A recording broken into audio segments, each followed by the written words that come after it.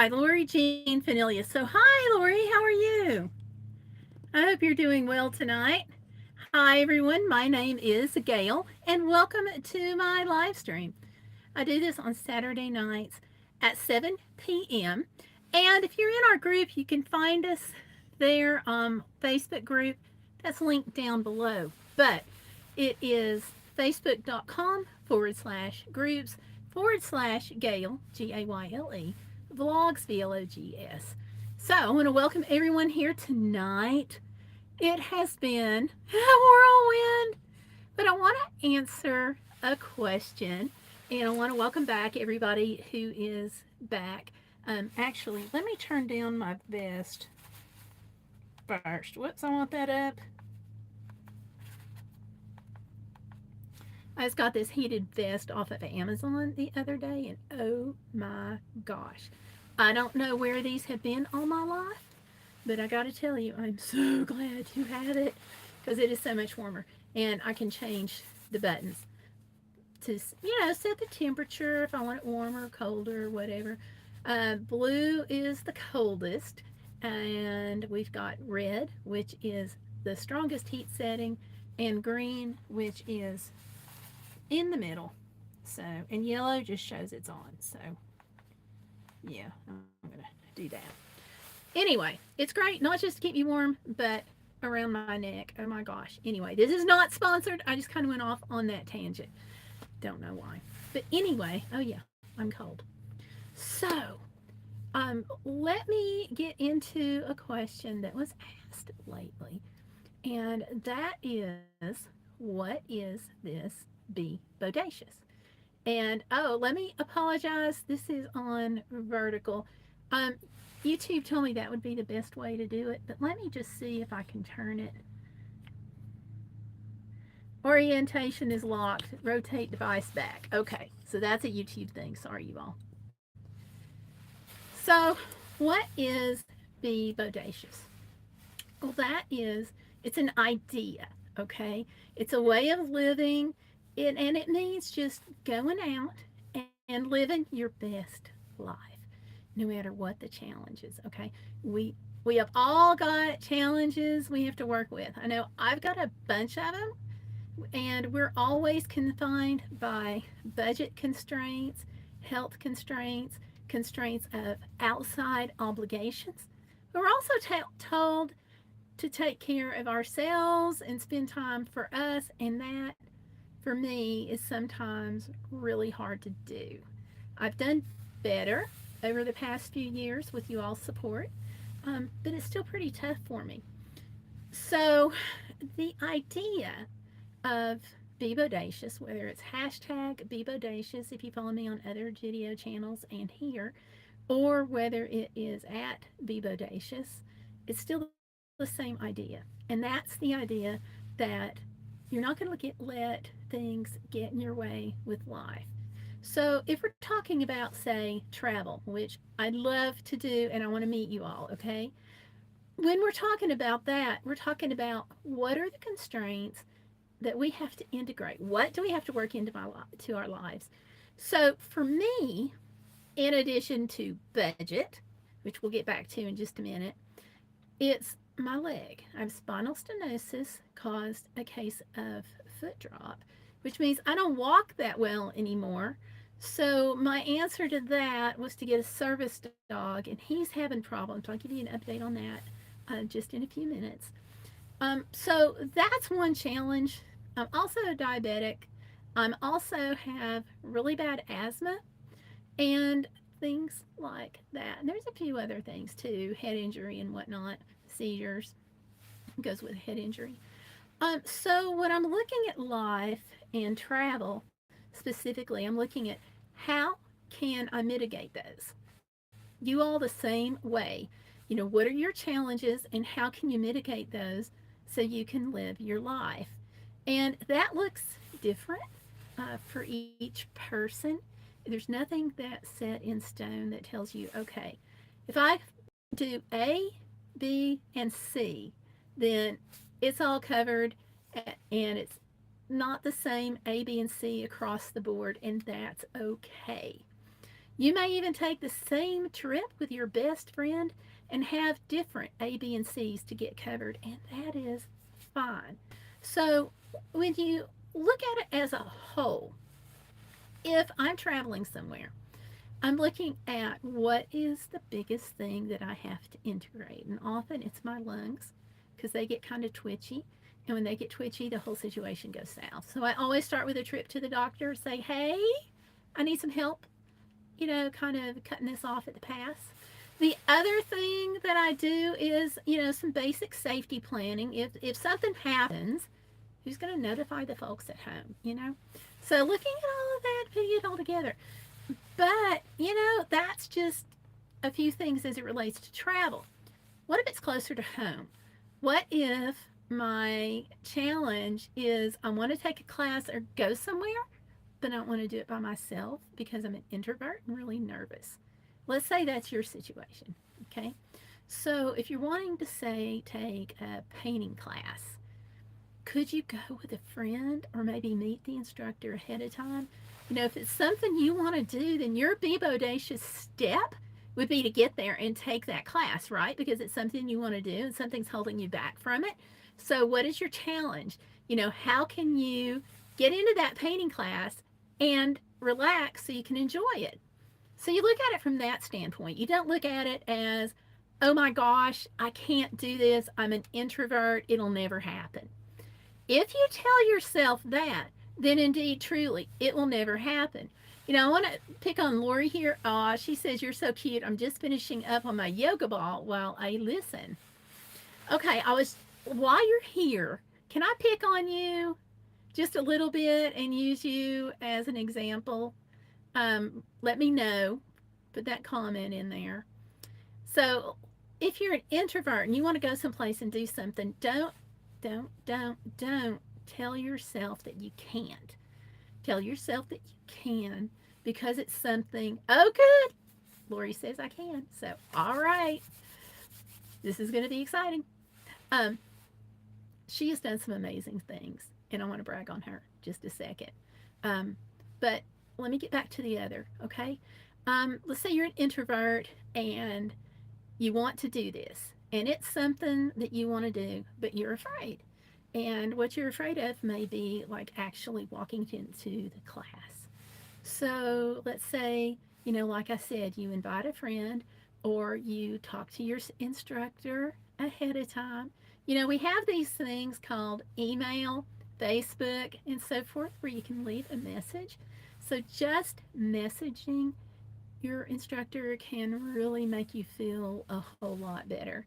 And you can work out that maybe you can sit in the back right by the door. So if you need to make a quick exit for, just feeling anxious and you want to just calm down or have a panic attack away from visions, or you feel like you just want to dash out early, just to make that feasible, you can talk to your instructor and I'm sure they'll understand. Most people do, because everybody wants you to have a good time. That's why they have these classes. So that may be your Be Bodacious step. So it's all about, just getting out there and living your life and working those things in. So let me get back to Lori. Okay, Lori Jean Fanilia, Women's Station Channel, just did something. Well, actually, she's done multiple things that are pretty bodacious, but something that she did that I think is really cool, abuse. Now, it takes a lot to be able to put your life out there and write a book and have it available and just put the words down on paper, that's a pretty bodacious step.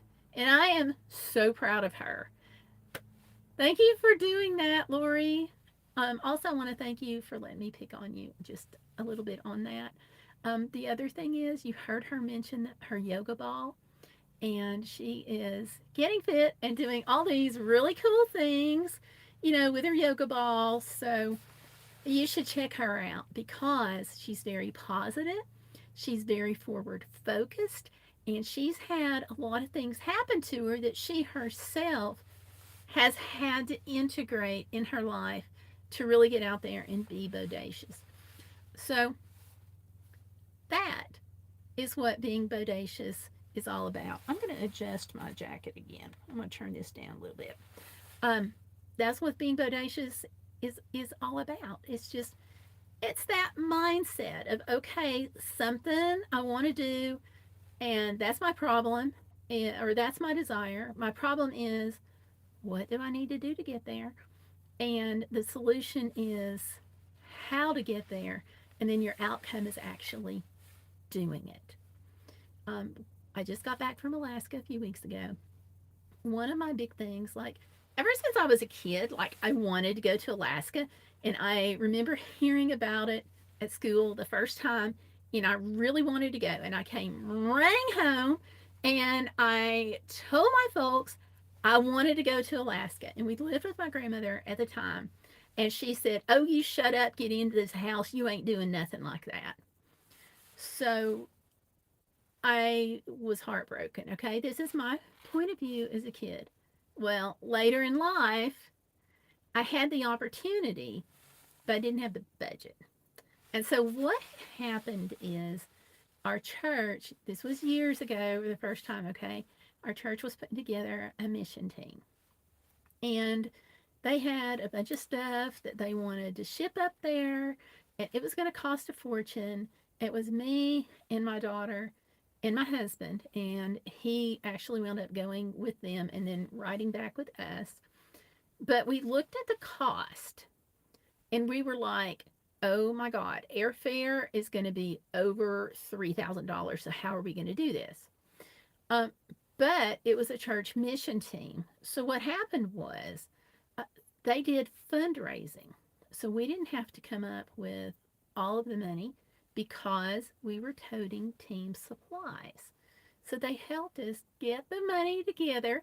So we were able to enjoy being up there and going. And the Alaska Highway was so amazing. And being in Alaska was so amazing. So I thought, okay, box checked. I got to do that, and it was so cool. And there were so many obstacles. Like I didn't know how to get a passport, and I was so nervous about that. And getting the application online and just going in to the passport office, which was at the post office, and handing them my things. I was so nervous. Okay, you all do not laugh at me, please, because it was a really big deal for me to step in there and do that. And that was one step. But I had to, break it down. Okay, first problem is I can't go without a passport. Second problem is money. Third problem is money and how to get there. Fourth problem is money, how to get there, and where am I staying? So we looked at the map, and there was this whole section that was blank. There was like nothing on the map because this is 2009 and it's before GPS. And even the airport that I needed wasn't on the map that I had. So, and I had to meet people at the airport. So it was really crazy. But we got there and we actually made it back. And I thought at the time, like I said a minute ago, okay, box checked. But then the opportunity came up again, and I was like, okay, am I going to drive it? What is this going to look like? Where am I going to stay? So, what do we do? They raise money for me to get there again, and again, it's been like the same mo each time. Um, the difference that time was I had so much to take that my husband and I sat down and we figured it out. And I was driving the PT Cruiser, which I wound up with 430 miles, 30,000 miles on. And we were like, okay, we didn't have that car payment. We had paid off his truck. And so we decided to take the leap of faith and put the money together and get a van. Well, I we looked for a year. I had an idea of what kind of van I wanted, what size engine, and how much I thought we would be able to spend. And it took me forever. And it was like sitting on my hands because I kept seeing these vans come up and I wanted to hit the buy button. but I knew my limits. And I knew that part of the constraints I was facing was financial, and I knew what I wanted my monthly payment to be. So I waited. And believe me, I almost gave up a few times just because it was getting so tiring. But we stuck it out, and a full year from the time we decided we wanted a van is when it finally came up. And we actually wound up getting it for less money than what we had in mind. So, of course, that lowered our payment. And when it came up to go to Alaska, we went in the van. My husband converted it for me. It's what I'm sitting in right now. And he converted it for me, and it became a van camper, which led to me being able to do some videos for you all on van life and how to do it on a budget. So people were like, you are not going to ride to Alaska in a van and be safe. Women don't do that, and especially women your age. But part of being bodacious was not listening to them, and the side effect of not listening to them and being bodacious and doing it anyway is they got to see that it can be done and that it can be done safely, and just that, you can put your fears aside and you can live the life that you were meant to lead.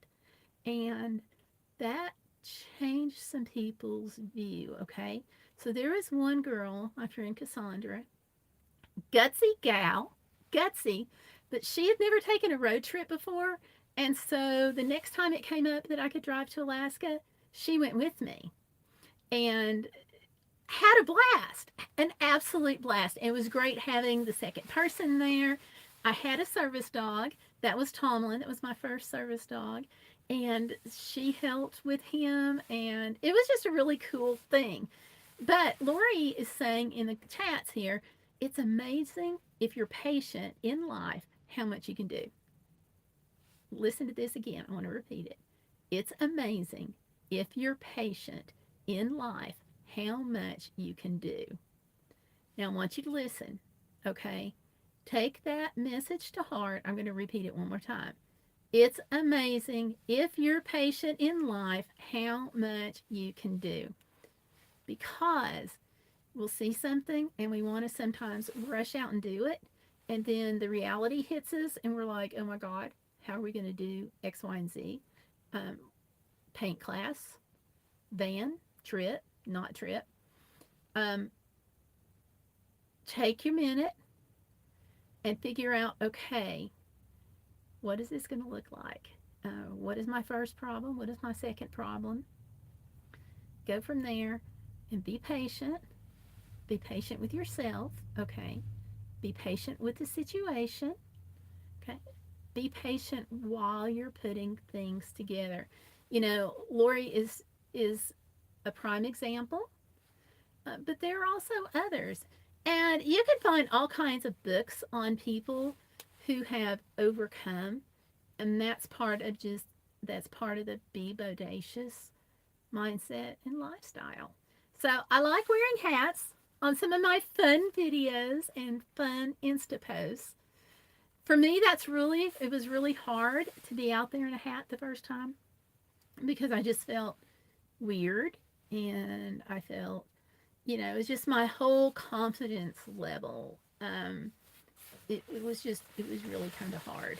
And I won't say that we laugh at that now, but I'm a lot more comfortable. And so my point behind that is your bodacious step may not be something that people would normally think of as something big. It may be something relatively small to some people, but that doesn't mean it's not big for you. And so putting it together and stepping out anyway, yeah, that's what Be Bodacious is about. So what I want you all to do, if you're listening to this later as part of the replay team, I want you to leave a comment, just encouraging people to be bodacious. Leave something positive down in the comments, okay? Other people do read those, and let's use the comments and do some encouragement, by golly, okay? So leave that down there. Maybe share something about how you were bodacious sometime, or how you saw someone be bodacious, or like, what would it mean to you to be bodacious? Leave all that down there, okay, you all? So, yeah. And certainly, Lori Jean's here. Look at Lori Jean. And we've got a Facebook group filled of some really cool, bodacious people, and would invite you to join us over there. Oh, by the way, please subscribe if you haven't done so already. I keep forgetting that, and I'm sorry. Um, and sorry about the messiness. We are really trying to put the van together again. I got all this stuff everywhere, right there, and I got all these wires. So my husband, we're upgrading our solar, so it's a real mess. But it's something that we've been wanting to do, and that's another thing we've had to be bodacious about, because we didn't know anything about solar when we started doing the van. Kind of crazy, I know. Thank you to YouTube videos, right? Um, and speaking of being bodacious, that brings me to my service dog, Pipsie. I've been real upset, and if you're over in Facebook group, then you know what's going on. But Pipsie has developed a problem with his hip and his back leg, and right now he is on crate rest. And that means he doesn't get out of his crate for anything.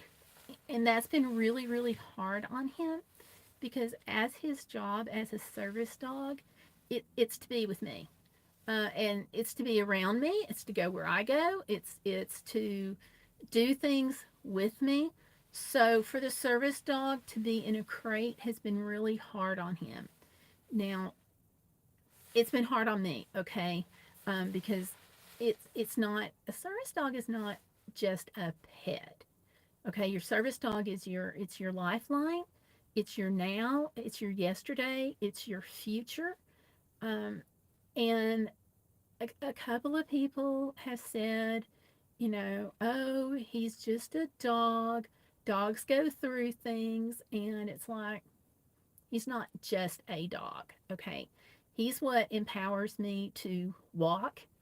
He is what goes and gets my husband if he's on the other side of the house, or if we were in Walmart and my husband was a couple of aisles over, then he can go get my husband if I have a problem. If I have a seizure, if I have an asthma attack where I am coughing so much that I get dizzy, he can brace me. If I'm walking and stumble, he can brace me. And he does all these things for me. So he's not just a pet, okay? I just want to nip that in the bud, hopefully. But he's doing better in the crate than he was. We have him, he's on Neurontin, and he's on a sedative, and I can't remember the name of that right now. But he's on those two medicines, so that helps him. He has medically retired from doing mobility. He's still a service dog, though, okay? And people ask, how is he still a service dog if he's retired from mobility? And that is, once he gets out of the crate and they want to do a shockwave treatment on him, but he does diabetic alerts, and he can still do that. He can still do the seizure response. He can scoot under and pick something up if I drop it. And this is all when he's out of the crate. He can go and get my husband when I fall and so forth.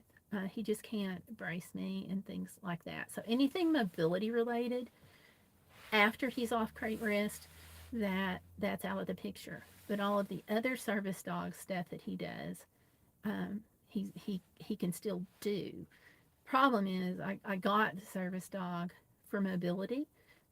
I got him to travel with me and go places, and to help me have a bodacious life, and he can't do that anymore. So he's hurting, and the plan is for him to have crate rest until probably the second week of November. I've got to make the follow up. They said, once you get your November calendar, call us. We want to get you in sometime that the second week or first week. So they will look at him, and they're talking about the shockwave treatment. And of course, this is all pretty expensive, and we've got them covered under insurance, but they're balking. They're balking big time. And so now their latest thing as of yesterday is that they are again requesting more records from the vet, which they will look at and hopefully tell me in 30 days whether or not they're going to cover his last office visit, which will help me know whether or not they're going to cover the shockwave treatment. The thing is, I don't have 30 days to play around, and they won't commit at all. Like, they won't even give me an idea. So there is a pre-existing period of 1 year that we're in with him, but supposedly, if we had had a form filled out by the vet early on saying he didn't have any kind of musculoskeletal problems that she could find, supposedly that paper was supposed to have ended our waiting period. The problem is, it sounds like it didn't. So we're having like problems with the insurance company. Oh my gosh, you all. This is like having problems with a human insurance company, except it's on canines. So massive problems there. So I'm trying to figure out how I'm going to do the shockwave treatment. Several of you all have asked about donating. I am going to do a GoFundMe and go that way, because I don't want to let the guy hurt. We've got a phenomenal home for him to be rehomed to.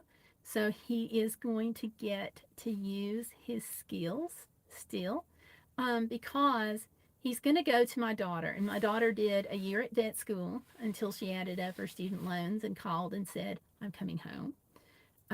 She's also got 13 years as a vet tech. She's also got a farm he can run and play on. She's got an older dog that Pipsy gets along with, that he can play with. So the benefit is, because he's an older dog, Pipsy can play with him without really roughhousing. And I've got a 2-year-old lab, so he'll have somebody to play with that's a little bit more sedate, which will lessen long-term problems a little bit on his hip. Also, she can take care of his future medical needs. So, like, if he needs surgery on his spine and whatever to really try to correct this problem, then she can handle that. And she has her older dog is a trained therapy dog, and she does some outreach with him, which Pipsy will get to do. So he'll be able to use those skills as well, which will delight him.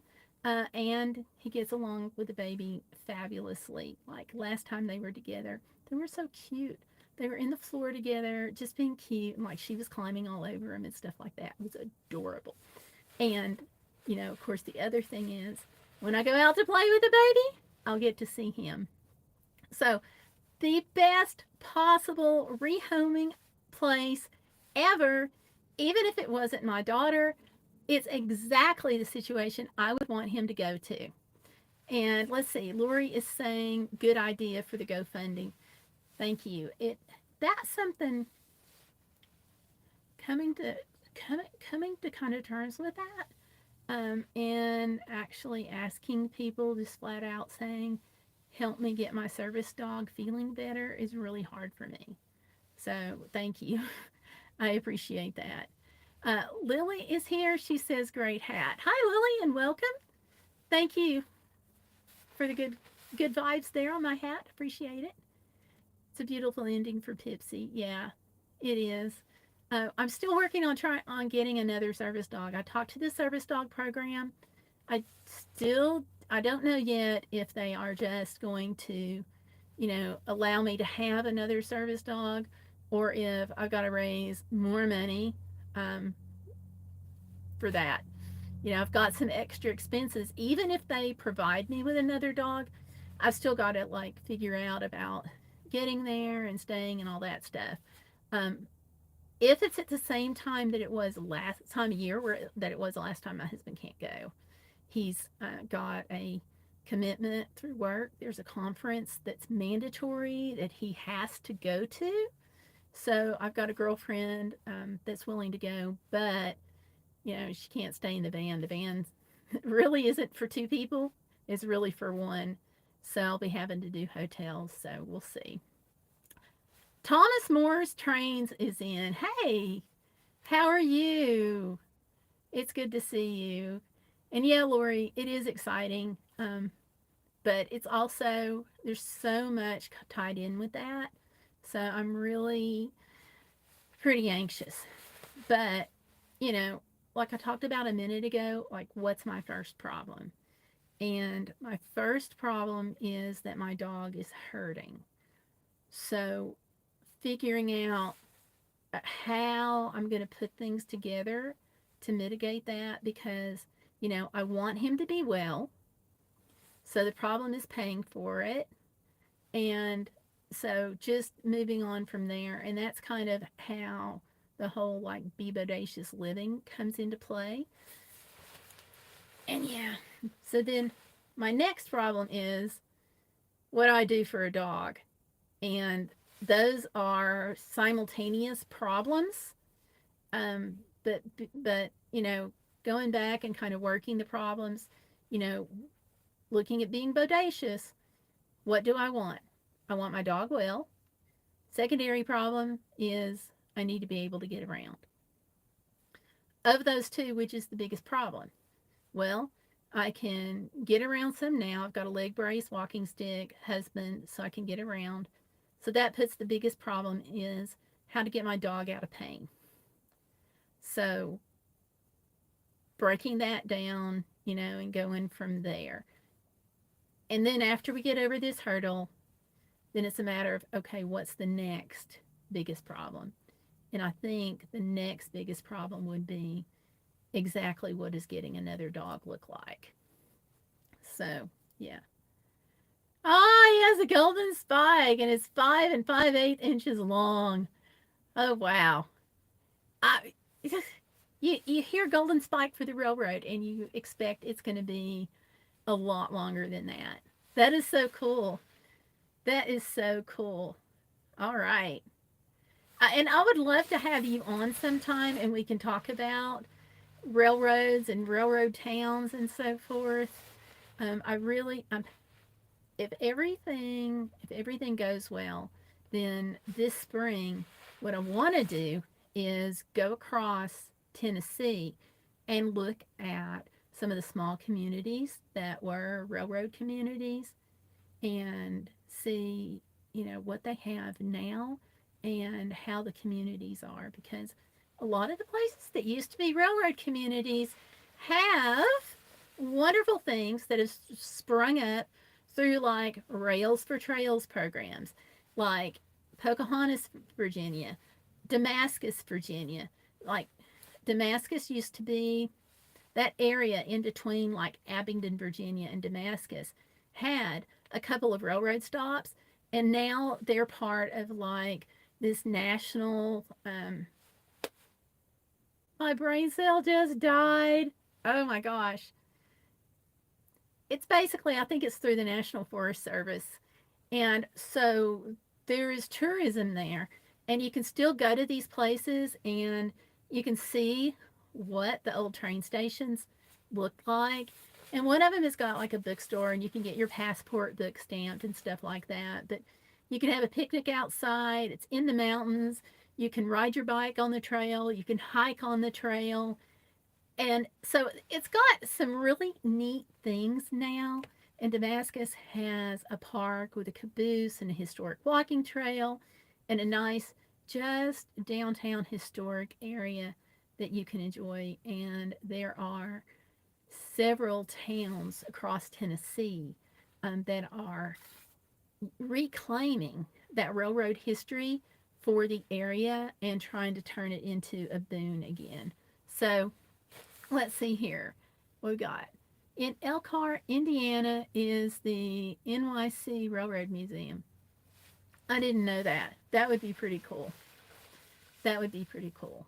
So once I get things a little bit more settled about the service dog, that's my big hope and goal for the spring. If not spring, then summer. Because ideally, I'd like to have a service dog for that because I can get out on the trails better. And a good part of that is going to be solo female travel. And part of me being safe doing the solo female travel and going out and being bodacious is having a sidekick with me that can help me, stand up. Let's see. Lily is saying a caboose sounds great. There is one used as a little house on the Washington coast. That is so cool. That is so cool. And Thomas is saying in Bellevue, Ohio, there's the Mad River and NKP Railroad Museum also. So there you go. Lots of great things. So I think I want to try Tennessee first. There's even towns like Etowah, Tennessee, for example. They are tied in with this whole big Overhill Association and the Over Mountain Victory Men and the train depot. And there's a lot of history there. There's also a lot of hiking. There's some really neat shops in that downtown area. And then right up the road from that is more places. So should be fun. But that's later. Okay, Iron. Hey, Irene's here. Hi, Iron Fire Horse. Okay, she's saying that they did the same in her part of Canada. All the old railroads are trails, and the depots are tourist info centers, restaurants, or museums. See, I think that's so cool because it does two things. It's helping the towns recover, and because they had all this industry that sprung up because of the railroad, and there was this heyday and this boom, and then we lost the railroads. I mean, they still exist, but to a very much smaller, tinier scale. So we basically lost the railroads, and then those communities are still there. And then what happens? So to try to kind of revitalize those areas, more and more places are recovering and rewriting the railroad history. Um, I guess railroad history 2.0. So I want to be able to highlight some of that. Let's see. Thomas Morris Train says in Nashville, Tennessee, at the Tennessee Central Railroad Museum, there's the NC and STL number 576. See, we wouldn't know that. And we're not going to know the significance unless people go out there and look at it. Casey Jones, prime example, out in Jackson, Tennessee. A lot of people think it's only a tourist stop. And, and granted, it is. But there's more to it than that. Who was Casey Jones? What was his history? What did he do? Why is there a museum there? All of these things. And it's important to look at. Let's see. Iron Firehorse says, it's great. They did it over 30 years ago. See, there you go. And a lot of these places, the revitalization started a long time ago. But then, it's like having a new kid, and there's lots of excitement and then lots of energy, and then the kid grows up, and then what happens? And so, I want to try to help keep that alive. I want to do some tourism. I want to help get word out about these places. And also, what are the towns like now? Like, what do they have? Are they mom and pop restaurants? Did the towns grow up? Like, for example, Etowah, Southeast Tennessee. it's still a real tiny place. The restaurants that are there, they're mom and pop. The depot that's there, it's really cool, but the whole area, there's hiking, there's fishing, there's biking, there's a campground there, the Hiwassee River is nearby. There's a lot of things there with the town, and I think that story needs to be told too, but it's still a very small place. But we're contrasting that with like Jackson, Tennessee, which has the railroad history, the Casey Jones Museum.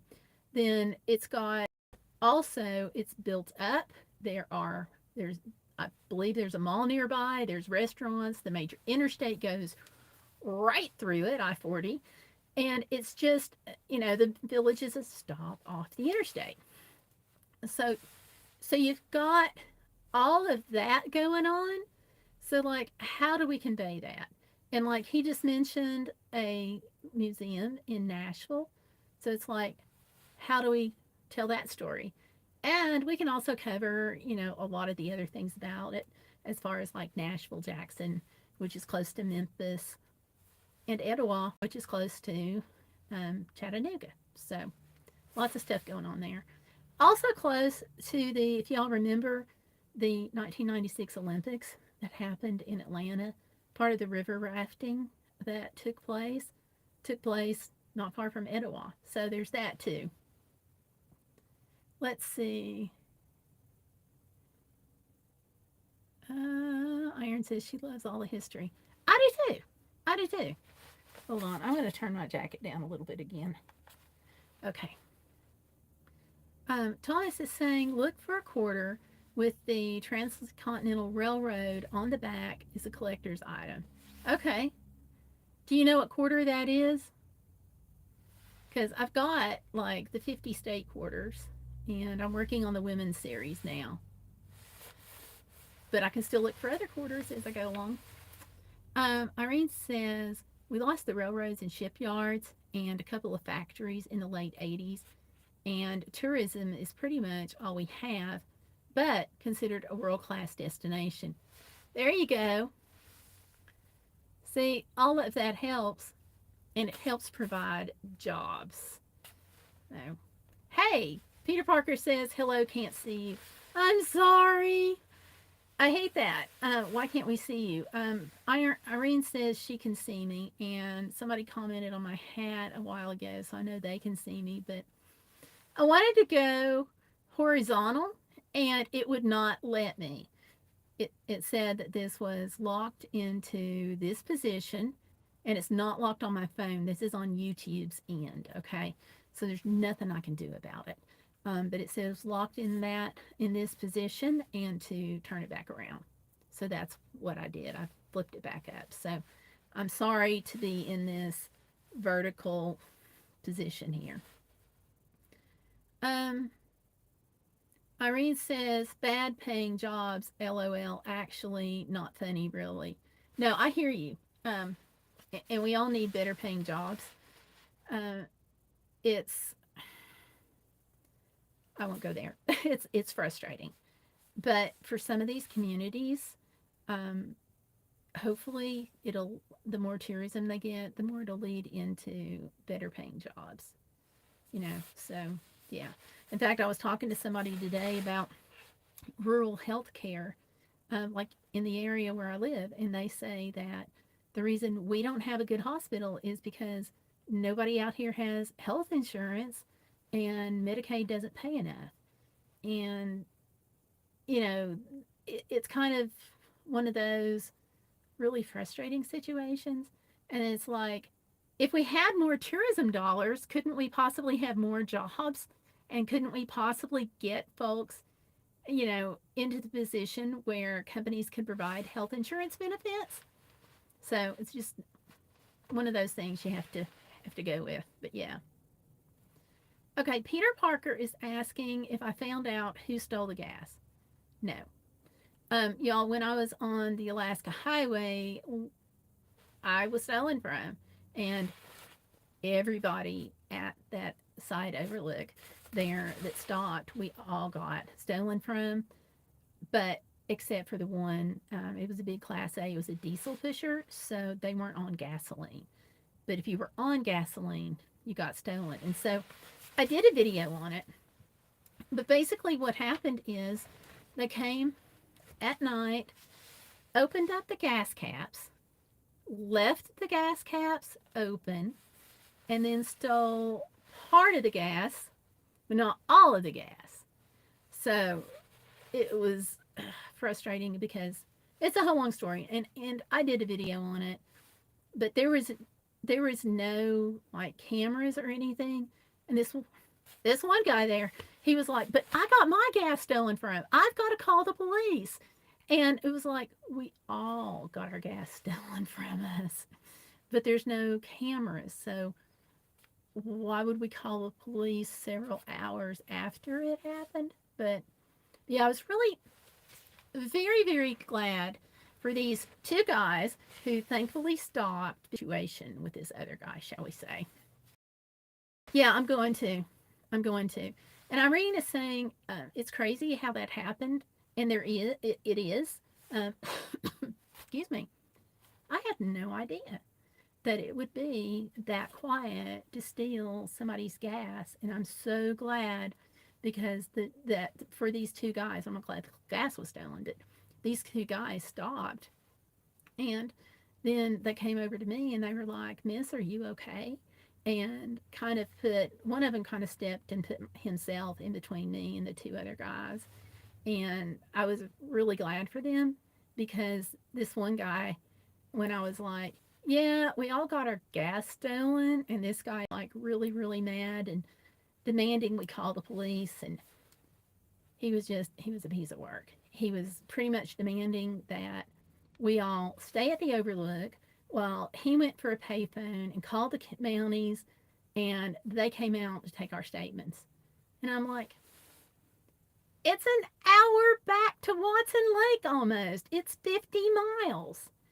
We're not staying here for 3 hours, or 2 hours rather, round trip plus however long it's no. So this guy came up and he was able to show how it was done and how it was done so quietly. And a big part of that was not closing the gas flap. Now, I've never thought about it before, but he was like, yeah, this is where the sound comes in. When you close the gas cap, that's the noise. And y'all watch my video on it because I demonstrated it on the video, and he was right. So yeah, it was weird. Irene, okay, Iron Firehorse is saying she siphoned gas before. Heard them. It's silent. I would have thought you would have heard them walking. Maybe took their shoes off. LOL. Uh, could be, and it also sometimes I play music in the van when I'm relaxing and just kind of trying to sleep and stuff. So I don't remember, looking back if I had music going or not.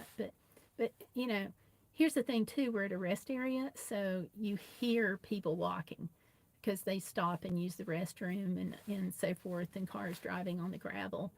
Um, but part of the interesting thing is, I was in the van, and of course, I have the dog. So you would think that a dog would make a noise. One of the other folks that was stolen from was in an RV, a Class C RV. He had two dogs, and they're the little yappy dogs. And he says, yap at everything. I don't know. I don't have that type of dog, but I can only go on what he said. And he said that they yap at everything, and they didn't sound off. Now, the two guys that were in the trucks that were pulling the travel trailers, I can see where they wouldn't have heard anything because the travel trailer is attached to the vehicle. So if somebody's messing with your travel trailer, you're not necessarily going to know. So, yeah. So, who would expect it? Yeah.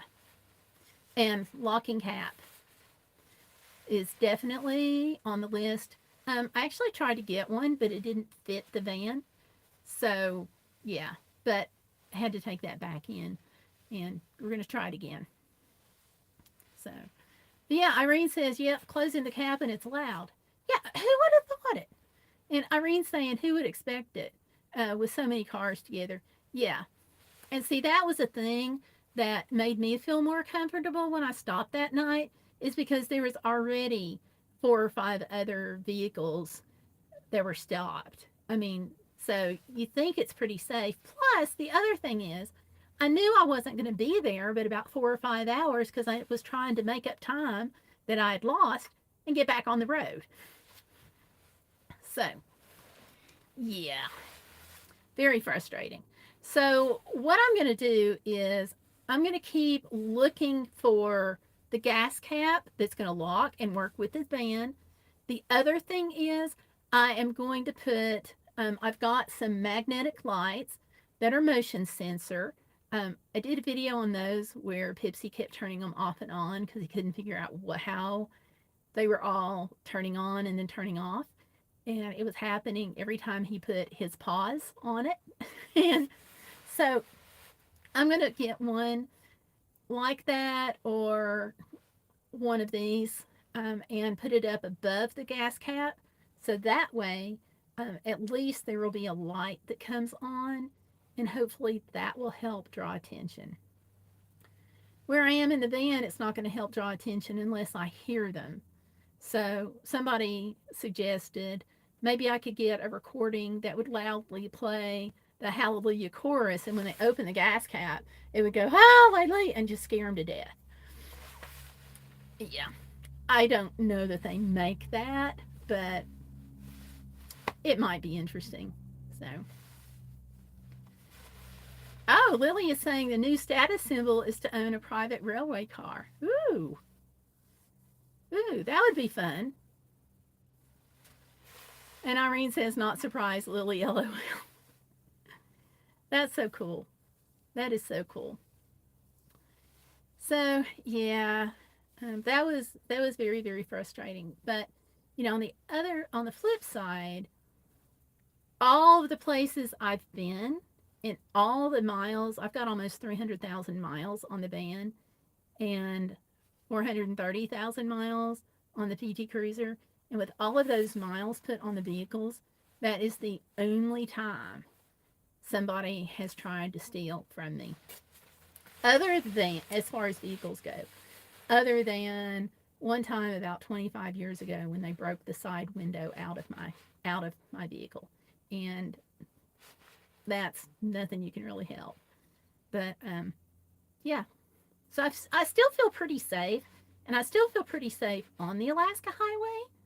I'm just ticked, and I'm ticked at the guy who was throwing the little fit, and I'm ticked at the person who stole the gas. So, and I do kind of wonder, like the guy who got the gas stolen, what kind of like narcissistic individual he was. That was the guy that was throwing the fit that got his gas stolen, because we all got it stolen. And he was like, but I got it stolen from. I mean, it was my gas. I can't believe they got into my vehicle and got my gas. It's like, dude, one of the other guys even was like, bro, chill out. It was my gas too. Yeah, so anyway. And Irene says, I thought they all came with locked caps until I bought this van, and I've had gas stolen 3 times now in a lighted parking lot. And they closed the cap, so I didn't know I was out of gas until my gas light came on and dinged. That's a one-off likely. And then she says, doesn't sound like a good guy. Yes, even suspicious. Yeah, he was an older guy. I don't think he stole the gas, but he was just like all about, me. And like one of the other guys was like, bro, we got stolen from too. But it was like he was trying to, you felt like he wanted to accuse one of us of stealing the gas. So, yeah. Because he was like, oh, you all just need to stay here, and I'm going to drive to Watson Lake, and I'm going to come back, and I'm going to come back with the Mounties, and they'll take all your statements. And it's like, I'm not staying here. So I wound up, I'm like, dude, here's my name. Here's my email address. If you talk to him, you can contact me. But yeah. But The way we found out though that something was wrong was after I had the tire problem. Um, One of the things that the record driver said was, "Well, like, don't you walk around your vehicle every morning?" It was like, "No, nobody I know does either." Like you all who are watching, tell me, when you get up in the morning and you start off for work, do you automatically go out the door and walk around your vehicle and make sure it looks right before you leave? I want to know. So drop that in the comments. And yeah, Irene saying just a, yep, that's right with him. And so yeah, tell me. I just am curious to know. Like, do you go out and walk around and pay attention to your car every morning before you leave? I did not up until that time, but lesson learned. At least when I'm traveling. So that morning, I got up and took Pipsy to take care of his business. Came back, walked around the van, and I thought, I'm pretty sure I didn't leave my gas cap open. And just happened to be that the other guy had been taking care of his dog's business too, and he's like, "Oh, you left your gas cap open too. You know, what are the odds? Ha ha ha." And I'm like, "No, I'm pretty sure I didn't do this." And then I noticed that my cap is on the ground, and I'm like, "Crap." Came inside, turned on the engine, and sure enough, I had half a tank where 49 miles before I'd had a full tank. You know, so yeah. So let's see. Oh, Lily says she has to check every day because they steal license plates and gas. That is awful. And Irene says she's had times. Uh, it, hold on.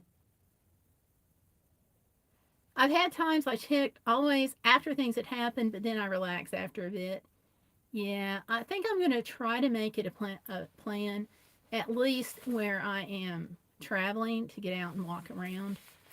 Because, like I said, lesson learned. Let's see. Irene says, and my walking hasn't been good, so I beeline for the driver's door. LOL. I hear you. And Valerie Reese just came in. Hey, Valerie. How are you? I see that you've been walking on the treadmill. I'm really excited for you about that. And let's see, Lily is saying, huge jump in crime in Seattle, Tacoma, and its suburbs. Someone cost me $750 to repair the gas line and install a new lock. Whoa, holy cow. Okay, wow. That is harsh. That is harsh. I think this thing with me wound up costing just to replace the gas. It was like 70 something dollars. But that's not, wow. And Valerie says she needs to get back in shape and lose some weight. So, you all, Valerie, we were talking about being bodacious earlier. She is moving forward with her health and she's getting back on the treadmill. And she's talking about that in some of her live streams. So, go check that out. She's really pretty encouraging. And she's doing a lot of crafts too that are going to benefit charity. So, yay. Teenagers, let's see, Lily is saying teenagers are doing armed robberies in daylight. Ugh. Some people have too much time on their hands and nothing to do and all day to do it, and my light just went out. Sorry, you all. Let's see. I don't think I have another one that I can reach. I have this one. I can try doing it like that, which is weird. All right. Ah, I've got another one out up front. Ha. Okay. So my little pocket lights are rechargeable and apparently needed to be recharged again. So I'm going to go. They only have about an hour of light left. And so, yeah. An hour of light from when they start. Less than that, obviously, now. So, yeah. Okay, Lily grew up in New York and she felt safer there. Yay! Now, New York, as far as New York City, Long Island area and stuff, near and dear to my heart. near and dear. So I spent summers there as a kid growing up. So love it. Valerie says, "Are you traveling?" I went out to do some errands, so I'm like 40 minutes away from home. So yes and no. So yeah. So that's where I am right now. So you all, thank you for coming out. I just lost that second light, so I think that's my hint. But you all, thank you for coming out. I got some videos coming up during the week, so I'll see you on those. And then Saturday, 7 o'clock Saturday, Eastern Time, I'll be doing another live stream. And I'll give you another update on Pipsy. I'll just kind of do weekly updates on him until we get him well, okay? So thank you all for coming out. Tell your friends, like the video, share the video, subscribe if you haven't already done so. And yeah, I'll see you this week and I'll see you Saturday. And go out always hashtag be bodacious. Don't let life get in the way of living. Good night, everyone. Take care.